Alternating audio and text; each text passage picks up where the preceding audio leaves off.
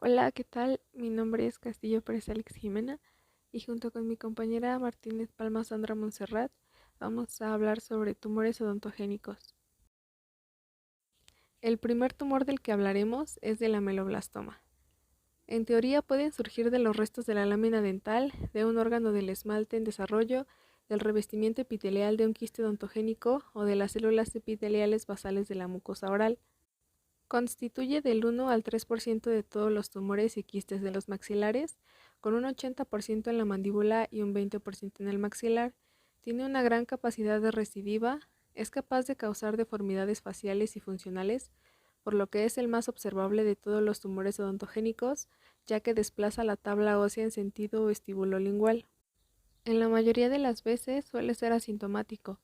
El ameloblastoma es el tumor odontogénico clínicamente significativo más común.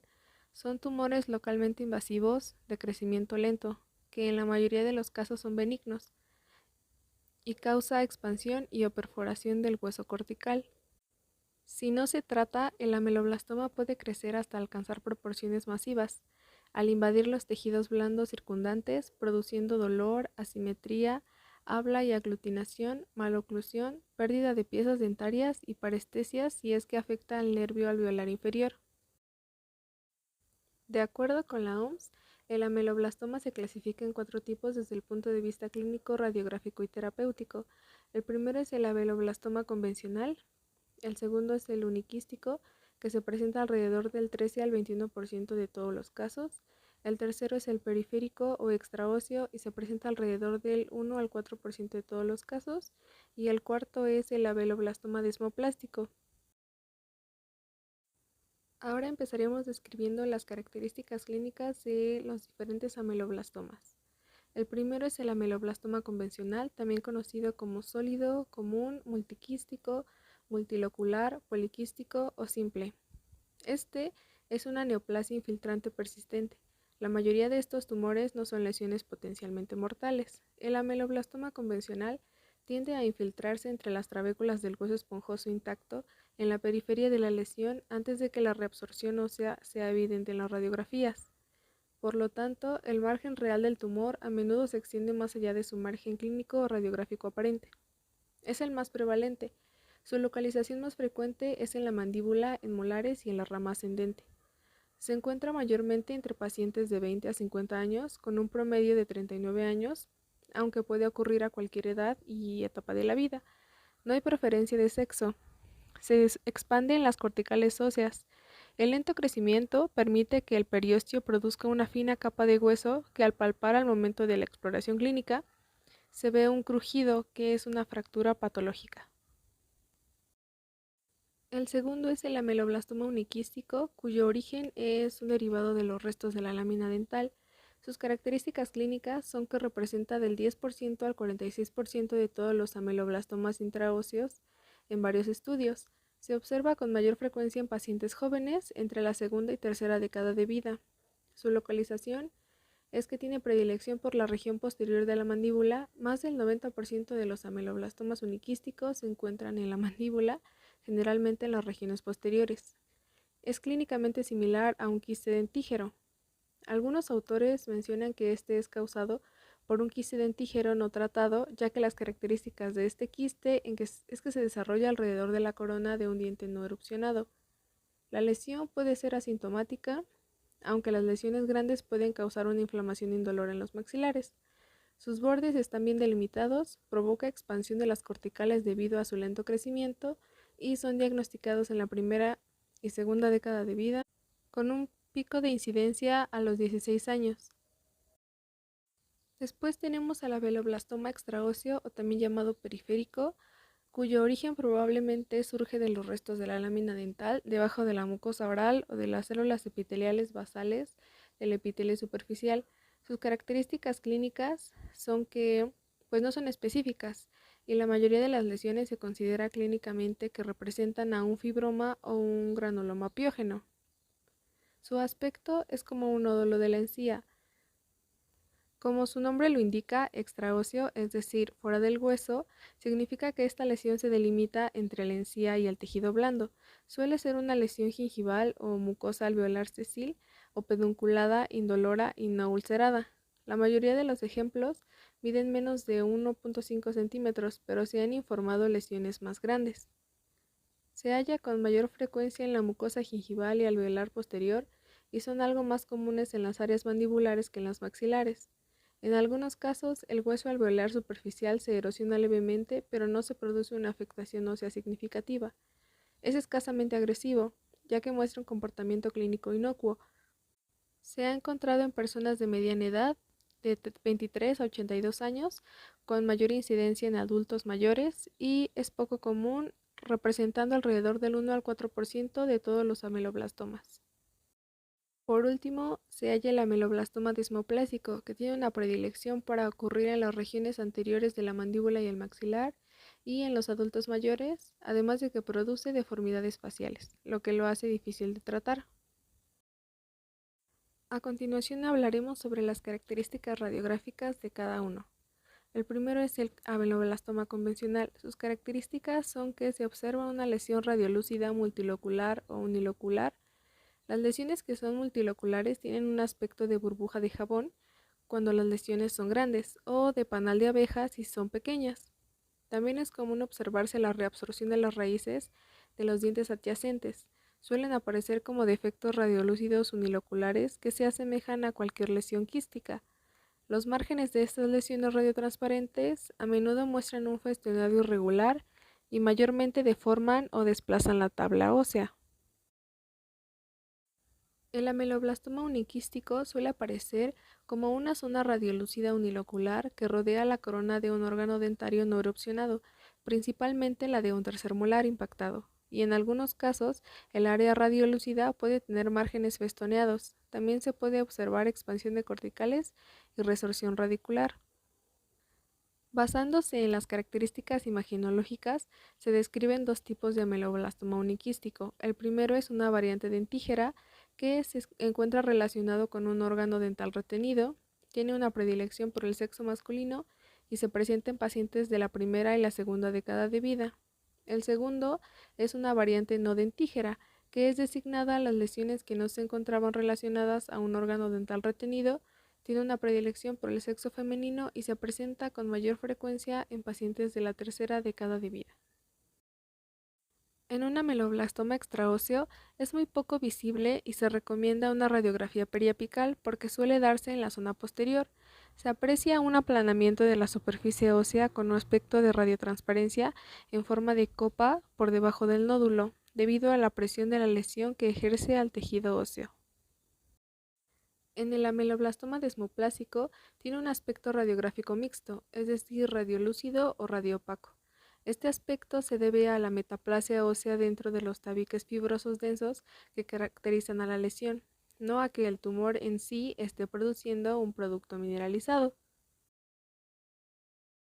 En las características histológicas del ameloblastoma convencional, la mayoría tiene combinaciones variables de características quísticas y sólidas. Los tumores grandes suelen mostrar una combinación de patrones microscópicos. Los patrones folicular y plexiforme son los más comunes y reconocibles. Esta variante representa células epiteliales que forman cordones e islas entre el tejido conectivo. En la periferia de estas islas de tejido epitelial tienen células semejantes a los ameloblastos, pero con polarización inversa, y en el centro contiene células que se asemejan a las células del retículo estrellado, de la etapa de campana de la odontogénesis. En el ameloblastoma uniquístico presenta revestimiento epitelial de tipo ameloblástico, donde las células superiores presentan una cohesión, dando una similitud a células del retículo estrellado de la odontogénesis, rodeado por una cápsula de tejido conectivo fibroso, denso y uniformemente engrosado, que rodea la luz del quiste. Con cualquier presunto ameloblastoma uniquístico se necesitan múltiples secciones a través de muchos niveles de la muestra para descartar la posibilidad de invasión mural de células tumorales. En el ameloblastoma extraóseo tienen islas de epitelio ameloblástico que ocupan la lámina propia debajo del epitelio superficial de la mucosa oral. La conexión del tumor con la capa basal del epitelio superficial se observa alrededor de un 50% de los casos. Esto puede representar el origen del tumor desde la capa basal del epitelio en algunos casos, pero en otros el tumor podría desarrollarse en el tejido conectivo gingival y fusionarse con el epitelio superficial. En el desmoplásico contiene pequeñas islas y cordones de epitelio odontogénico en un estroma densamente colagenizado. Las células cilíndricas periféricas son parecidas a los ameloblastos y pasan desapercibidas en los islotes epiteliales. Para el ameloblastoma convencional, su tratamiento consiste en la excisión quirúrgica amplia, es decir, un tratamiento invasivo, incluyendo áreas de hueso más allá de los márgenes radiográficos y un seguimiento a largo plazo por el alto índice de recurrencia. Se recomienda que el margen de la resección debe ser al menos de 1.5 por delante de los límites radiográficos del tumor. La extirpación del tumor, seguida de una osteoctomía periférica, a menudo reduce la necesidad de una cirugía reconstructiva extensa, y es posible que en algunos tumores no sean aptos este enfoque debido a su tamaño o patrón de crecimiento. Los tumores uniquísticos suelen tratarse como quistes mediante una enucleación. El paciente, sin embargo, debe mantenerse bajo seguimiento a largo plazo, además de que se han descrito tasas de recurrencia del 10% al 20% después de la enucleación y legrado de ameloblastomas uniquísticos. Ameloblastoma extraóseo, cuyo tratamiento es la excisión quirúrgica local, aunque se ha observado una recurrencia local en el 15% al 20% de los casos. La extirpación local adicional casi siempre resulta en una cura. Para el ameloblastoma desmoplásico, su tratamiento es menos frecuente y más difícil de tratar, ya que a veces abarca toda la mandíbula, porque básicamente afecta todo el hueso, causando una probable disfunción al paciente para masticar. Es una neoplasia odontogénica benigna poco común. Clínicamente aparece como una tumefacción asintomática en el proceso alveolar y los dientes afectados pueden mostrar una movilidad discreta y molestias leves a la percusión. Es localmente infiltrante y puede extenderse a estructuras vecinas como los senos maxilares y la cavidad nasal. La mayoría ha sido localizada dentro del hueso, aunque se han descrito algunos ejemplos que son periféricos. Se han encontrado en pacientes con edades comprendidas entre los 8 y los 74 años, con una media de 38 años. Se distribuyen al azar a lo largo de los procesos alveolares del maxilar y la mandíbula, sin un sitio de predilección. Sin embargo, los tumores odontogénicos escamosos maxilares pueden ser algo más agresivos que las lesiones mandibulares, con una mayor tendencia a invadir las estructuras adyacentes. Esto puede deberse a la naturaleza porosa y esponjosa del hueso maxilar. No hay predilección sexual aparente. La queja más común es una inflamación gingival indolora o levemente dolorosa, a menudo asociada con la movilidad de los dientes. Alrededor de un 25% de los pacientes notificados no han tenido síntomas y sus lesiones se detectaron durante un examen radiográfico. Las lesiones multicéntricas típicamente han exhibido un comportamiento menos agresivo, casi amartomatoso, en comparación con las lesiones solitarias. Características radiográficas. En la mayoría de los casos, el tumor se descubre accidentalmente en radiografías dentales rutinarias. Aparecen como una imagen radiolúcida de forma semicircular o triangular relacionada con el cuello de un diente. La imagen puede estar rodeada por hueso esclerótico. Los hallazgos radiográficos no son específicos ni diagnósticos y consisten en un efecto radiolúcido triangular lateral a la raíz o raíces de los dientes. En algunos casos, esto sugiere una pérdida ósea periodontal vertical. El área radiotransparente puede estar algo mal definida y mostrar un margen corticado bien definido. La mayoría son lesiones relativamente pequeñas que rara vez superan los 1.5 centímetros en su diámetro mayor. Este tumor está formado histológicamente por células epiteliales maduras, uniformes, sin pleomorfismo ni otro detalle que indique malignidad. Puede tener un aspecto cuboide o plano y se disponen en islotes entre el tejido estromal de fibras colágenas.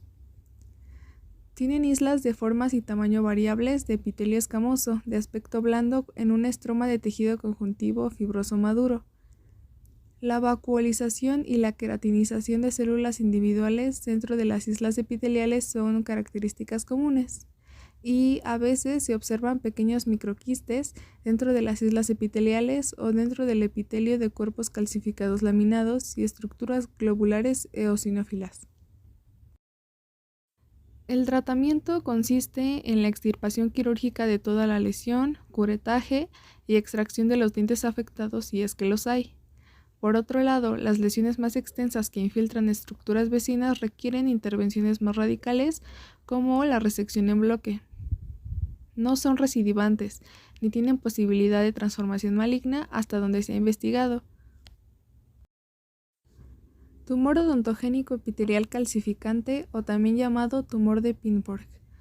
La patogenia de este tumor es un tema aún no aclarado, al igual que la naturaleza de su material calcificado, que parece ser producido por las células epiteliales y se calcifica con posterioridad. También se ha sugerido que se origina a partir del epitelio reducido del órgano del esmalte o del estrato intermedio del órgano dental. En las publicaciones de algunos tumores extraóseos se describen zonas similares a la dentina, sugiriendo que se origina en el ectomesénquima y no en el epitelio. Dentro de sus características clínicas tenemos que es una lesión poco común que representa menos del 1% de todos los tumores odontogénicos. Se presenta como una masa sólida de crecimiento lento, generalmente asintomática, localmente invasiva, desplazada principalmente a la región posterior de la mandíbula, estando muchas veces asociada con un diente molar retenido.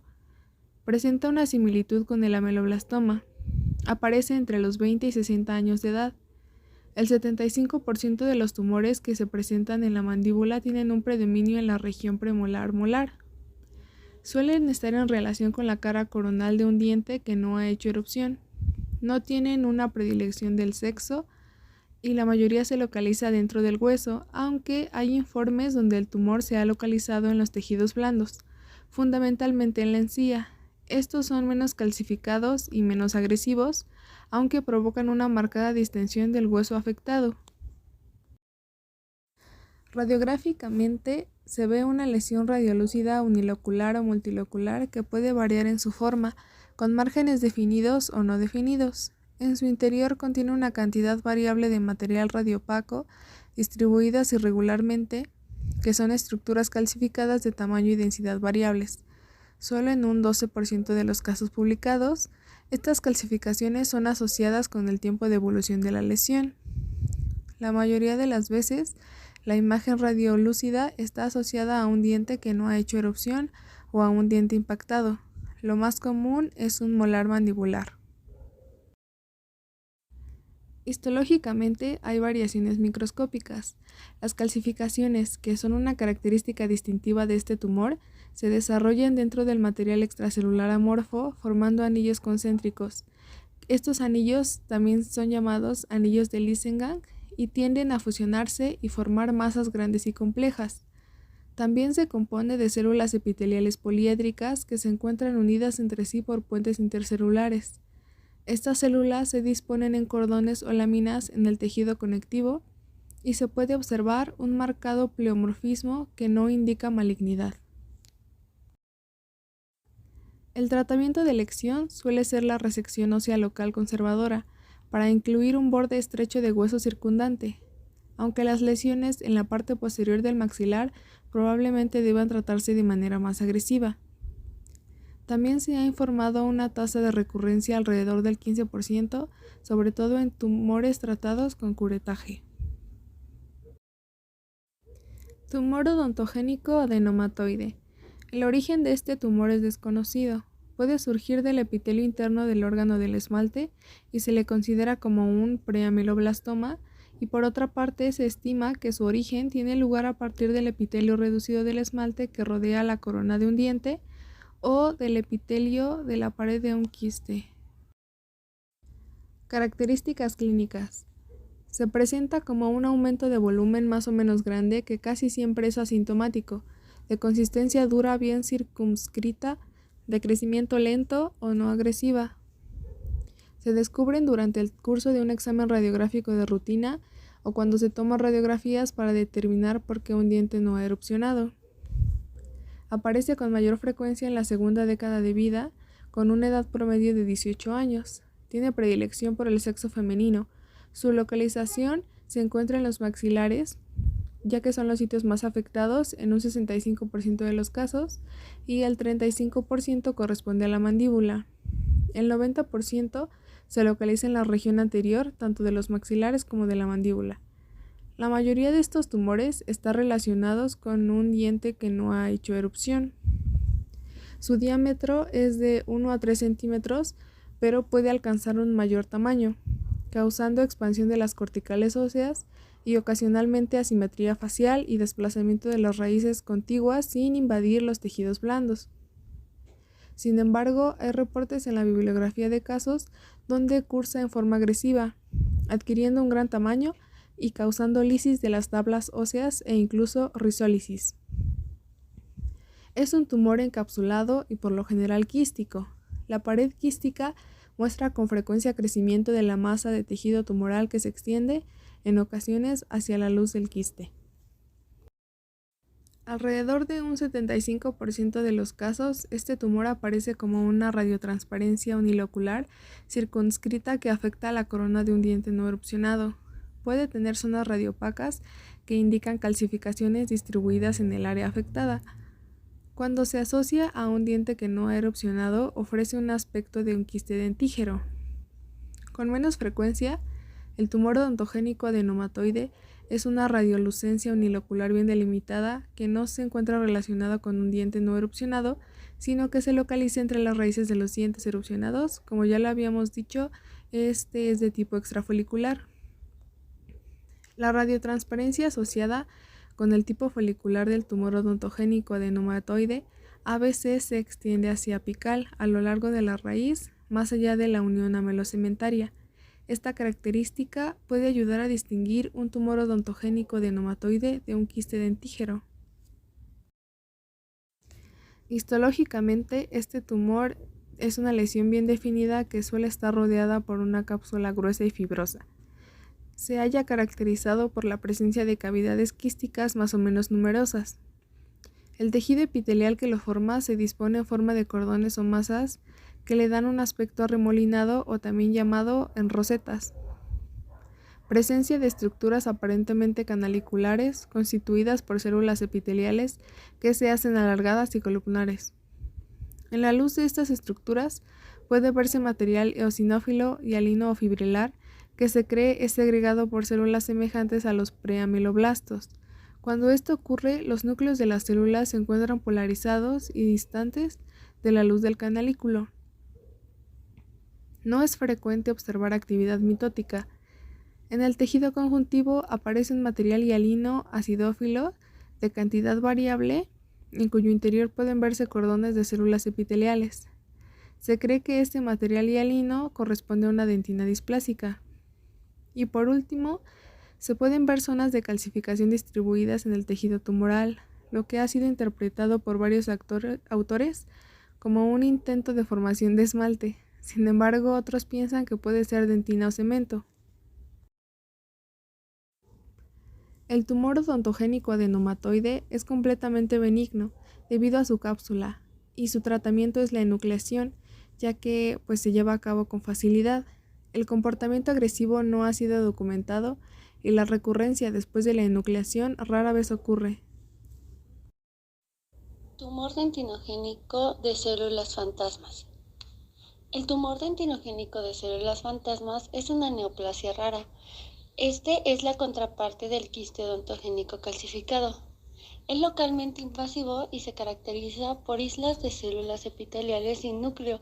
Son las denominadas fantasmas, parecidas a los ameloblastomas en un estroma de tejido conectivo maduro. Este puede observarse en cualquier etapa de la vida, sin embargo, se presenta más entre los 20 y los 90 años. No difiere significativamente a un género, sin embargo, en la literatura se registran que es más frecuente en hombres que en mujeres. Aquellas que se localizan en la mandíbula o el maxilar también se les conoce como centrales o intraóseos. Sin embargo, cuando se sitúan en la mucosa alveolar o en tejidos blandos gingivales, se refiere más bien como periféricos o extraóseos. Las características clínicas pueden ser inespecíficas. Suele haber expansión mandibular focal con percepción de una tumoración. Esta puede obliterar al seno maxilar o extenderse a los tejidos blandos y presentar un proceso inflamatorio que sería doloroso, acompañado también de parestesia local. Radiográficamente son variados. Pueden ser radiolúcidos uni o multiloculares, de límites bien definidos, con material calcificado radiopaco en variables cantidades o grandes masas que se asocian con odontomas. También podemos encontrar una reabsorción radicular y desplazamientos dentales. Histológicamente, las células fantasmas son un elemento morfológico patognómico. Sin embargo, también se pueden presentar en otras lesiones odontogénicas, como los odontomas, ameloblastomas, fibroma ameloblástico, aunque no como hallazgo constante. Estas serán células grandes eosinófilas pálidas que han perdido su núcleo y fueron interpretadas inicialmente como epiteliales queratinizadas.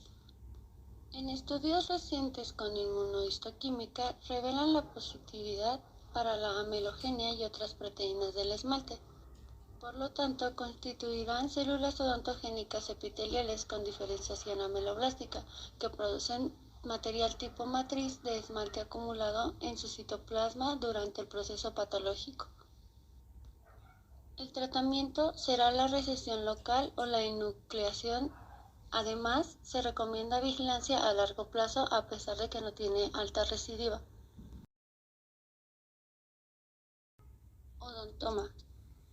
El odontoma es el tumor odontogénico más frecuente en cavidad oral, compuesto por una mezcla de células odontogénicas formado por dentina y esmalte. Presenta células y tejidos normales, pero de estructura defectuosa. Su etiología se relaciona con restos paradentales de Malacés, procesos inflamatorios, traumatismos. Se asocia también en algunos casos con el quiste odontogénico calcificante. Este es asintomático y puede producir retención dentaria. El tratamiento indicado es quirúrgico y su recurrencia es baja. Radiográficamente se puede presentar en imágenes radiopacas con un gran número de dientes rudimentarios llamados dentículos, y en ese caso se conocería como odontoma compuesto, o como una imagen radiopaca con conglomeraciones amorfas, recibiendo el nombre de odontoma complejo. Odontoma compuesto. El odontoma compuesto es una malformación en la que están representados todos los tejidos dentarios con un patrón más ordenado que en un odontoma complejo, de modo que la lesión consiste en muchas estructuras de aspecto dentario. Este se presenta frecuentemente en la segunda década de vida y es preferente al sexo masculino. Se localiza preferentemente en el maxilar superior, en la zona anterior del lado derecho. La mayor parte de los odontomas son asintomáticos, aunque pueden aparecer signos y síntomas relacionados con su presencia, como lo son dientes supernumerarios, impactados, retenidos, inflamación e infección. Radiográficamente se presenta como una imagen radiopaca y radiolúcida que adopta una configuración similar a dientes, que son los llamados dentículos, rodeados por un halo radiolúcido. Histológicamente presenta pulpa, dentina primaria, esmalte hipocalcificado, cemento primario y un trabeculado óseo entre los dentículos, aunque también existen formas mixtas con morfología intermedia. En cuanto al tratamiento de elección, consiste en la enucleación quirúrgica conservadora mediante la eliminación de la cápsula de tejido conjuntivo que lo rodea. Odontoma complejo. Esta es una malformación con presencia de todos los tejidos dentales, cada uno de ellos bien formado. Sin embargo, están dispuestos como una masa amorfa en un patrón desorganizado. Este puede localizarse en cualquier zona de la boca, aunque la más habitual es el sector molar mandibular. Clínicamente, la velocidad de crecimiento puede ser alta, dando lugar a abombamientos óseos periféricos a la lesión, asimetrías faciales grotescas y desplazamiento de las piezas retenidas a posiciones ectópicas. cuanto a sus características radiográficas, se presentan tres patrones en función del estadio de desarrollo en el que se encuentra la lesión. En el primer estadio se caracteriza una imagen casi exclusivamente radiolúcida de límites bien definidos con un borde óseo esclerótico. En el segundo estadio presenta una calcificación parcial que se observa como una imagen radiopaca dentro de la lesión radiolúcida presente en el primer estadio, que podría ser diagnosticada como fibrodontoma ameloblástico o fibrodentinoma ameloblástico, dependiendo de la clasificación de 2005 de la OMS, considerados actualmente como odontomas complejos en desarrollo.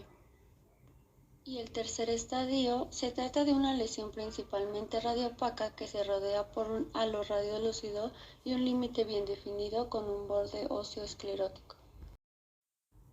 Histológicamente, su estructura está dada por una masa amorfa, heterogénea y desordenada de tejidos dentarios que pueden alcanzar tamaños considerables. El tratamiento indicado va a ser la enucleación de la lesión. Fibroma odontogénico. El fibroma odontogénico es una neoplasia benigna rara que se caracteriza por presentar epitelio odontogénico inactivo dentro de un estroma fibroso maduro. En cuanto a su localización, se pueden encontrar dos variantes, el periférico o extraóseo y el central o intraóseo, con una predilección hacia la mandíbula y en la zona anterior. La mayoría de los casos muestra un crecimiento lento y progresivo con o sin sintomatología. Radiográficamente es habitual observar una imagen radiolúcida y unilocular, que en raras ocasiones exhibe radiolucidez mixta. Histológicamente existen dos variables, el tipo simple que contiene escaso epitelio odontogénico con fibras colágenas dispersas y pequeños focos de calcificaciones distróficas, y el tipo complejo, que está compuesto por islas y cordones epiteliales con calcificaciones de material dentario en un tejido conectivo fibroblástico maduro. Y en cuanto al tratamiento, se elegirá la enucleación de la lesión. Mixoma. El mixoma es considerado, de acuerdo a la última clasificación de la OMS, como un tumor que proviene del mesénquima odontogénico con o sin presencia de epitelio odontogénico. Este no es muy frecuente, es benigno pero localmente agresivo. Tiene una alta predilección en la tercera década de vida y es preferente en mujeres y en los sectores posteriores de la mandíbula. Clínicamente, el mixoma es poco sintomático, de un crecimiento lento y la presencia de dolor o parestesia, ulceración y movilidad dentaria también se presentan. En cuanto a su imagen radiológica, se presenta como una imagen radiolúcida multilobulada. Histológicamente, la OMS ha postulado que los mixomas se originan del mesénquima del germen dentario o del ligamento periodontal. La célula característica es fusiforme o estrellada y se encuentra dispersa en un estroma mucoide abundante en mucopolisacáridos, como el ácido hialurónico y el codroitín sulfato. El tratamiento va a ser dependiendo del tamaño. Se optará por un tratamiento más o menos agresivo, ya que varía desde el degrado hasta la excisión radical, que es la enucleación total de la lesión. En cuanto al mixofibroma, que es una variante del mixoma, su incidencia es aproximada de 0,05 casos nuevos por millón al año. Se comporta clínica y epidemiológicamente igual que un mixoma. Histológicamente se caracteriza por tener abundante sustancia intercelular rica en mucopolisacáridos, tejido conectivo mixomatoso de forma dispersa, fibroblastos, mioblastos y parches trabeculados de hueso.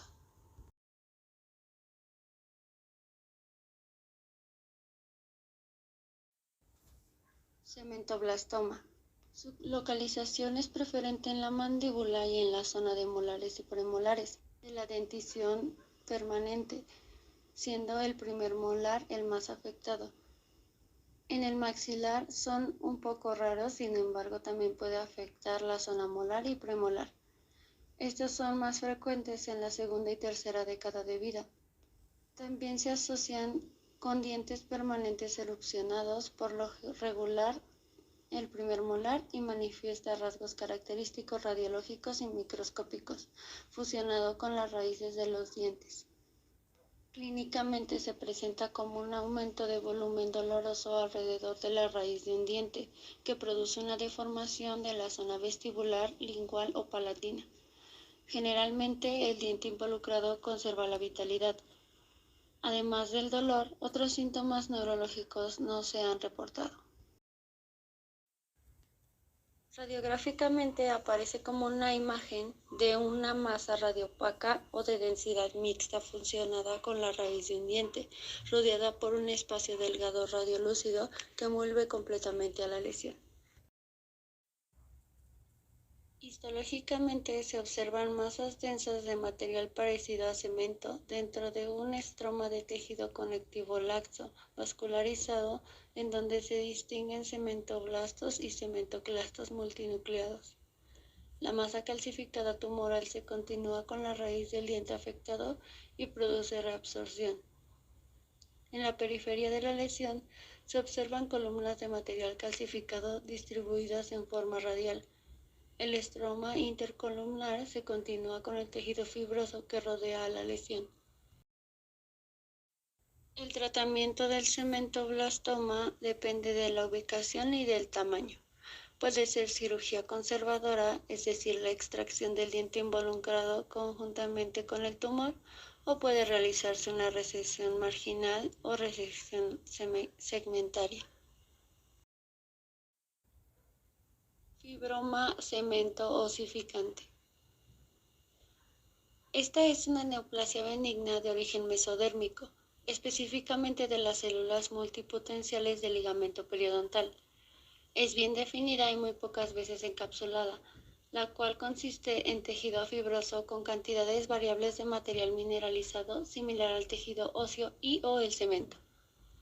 No presenta una etiología clara, pero han sido relacionados con procesos inflamatorios como periodontitis, exodoncias y antecedentes traumáticos. Esta es preferente en las mujeres y también en la tercera y cuarta década de vida. Su localización preferente es el área molar y premolar de la mandíbula, aunque también se puede localizar en la maxila, el hueso cigomático, etmoides, frontal, región orbitaria, entre otros. Clínicamente estos fibromas cementosificantes son asintomáticos, por lo cual al encontrarse van a ser debido a estudios radiográficos, aunque en casos de larga evolución pueden originar una asimetría facial creciente debido al abombamiento de la cortical ósea. A pesar de ser una lesión intraósea, se han descrito casos que afectan la encía y tejidos blandos donde se puede observar un tejido ulcerado, doloroso, friable y que sangra al tacto. En raras ocasiones, estas lesiones provocan desplazamiento o reabsorción radicular. Esto se da sobre todo en lesiones de mayor tamaño o de larga evolución. En cuanto a su aspecto radiológico, este es muy variable dependiendo de la etapa del desarrollo y de su tamaño, así que en estadios más tempranos se presentará como áreas radiolúcidas uni o multiloculares que están bien delimitadas. A medida que van madurando y crecen, se observan como zonas radiolúcidas bien delimitadas con distintos grados de radiopacidad. Histológicamente, los fibromas cementosificantes se caracterizan por presentar un estroma fibroso con células fusiformes que están entremezcladas con el tejido calcificado, vascularización moderada y muy poca actividad mitótica y atipias celulares. El tratamiento será la extirpación completa de la lesión, o sea, la enucleación total de la lesión. Fibroma meloblástico. Este fibroma es un tumor odontogénico benigno mixto. En la mayoría de los casos, esta lesión ocurre en la región posterior de la mandíbula, principalmente en la región de premolares y molares. Frecuentemente, el fibroma ameloblástico aparece asociado a un órgano dentario incluido.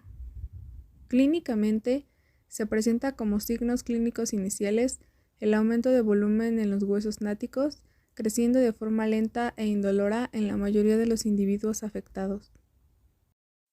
Radiográficamente, el fibroma ameloblástico se presenta en la mayoría de los casos como una zona radiolúcida multilocular con márgenes escleróticos. Normalmente presenta diámetro entre 1 a 8 centímetros. Tumores menores pueden tener imágenes uniloculares, lesiones mayores pueden romper las corticales óseas. Histológicamente, este tumor consiste de grupos de células epiteliales en un fondo de tejido conjuntivo sin invadir estructuras óseas. Las células epiteliales generalmente son cúbicas o columnares bajas organizadas en grupos con márgenes irregulares que tienen alguna semejanza con la lámina dentaria. El tejido conjuntivo se asemeja a tejido fibroblástico celular semejante a la papila de un diente en desarrollo, con fajas de capa epitelial. Ocasionalmente, áreas mixomatosas o focos de predentina pueden ser vistos. El tratamiento del fibroma ameloblástico puede variar desde tratamiento radical, como resección en bloque, resección segmentaria y semirresección de los maxilares, o métodos más conservadores como la enucleación y curetaje. Tumor odontogénico primordial. Este tumor está compuesto por un abundante componente ectomesenquimal de variable celularidad con áreas similares a la papila dental, rodeadas parcialmente de epitelio cuboidal o columnar, parecido al epitelio interno del órgano del esmalte. Su comportamiento biológico es benigno, afectando casi exclusivamente a niños y adolescentes. Ocurre con frecuencia antes de los 20 años de edad. Ha sido descrito en el área de la rama de la mandíbula cerca de la zona de los molares, rodeando la corona de un molar sin erupcionar, con desplazamiento del diente adyacente y resorción de la raíz. Su tamaño promedio va de 5 a 6 centímetros. Clínicamente, la mayoría de estos tumores son asintomáticos, pero pueden causar expansión de la cortical con desplazamiento, reabsorción radicular del diente adyacente y compresión del nervio dentario, por lo que puede causar sintomatología. También se han reportado aumentos de volumen que son evidentes a la exploración intraoral, pudiendo llegar a tener un tamaño que provoca adelgazamiento de la cortical. Radiográficamente se presentan con áreas radiolúcidas bien definidas relacionadas a un diente sin erupcionar. Por lo regular rodean completamente al órgano dentario, que normalmente es un molar permanente o deciduo, asociados a la corona de un diente impactado, usualmente el tercer molar mandibular. En sus características histológicas consiste en tejido parecido a la papila dental, cubierto de epitelio cuboidal o columnar que se asemeja al epitelio interno del esmalte sin producción de matriz mineralizada. Su principal característica es el epitelio columnar o cuboidal rodeando la periferia del tumor.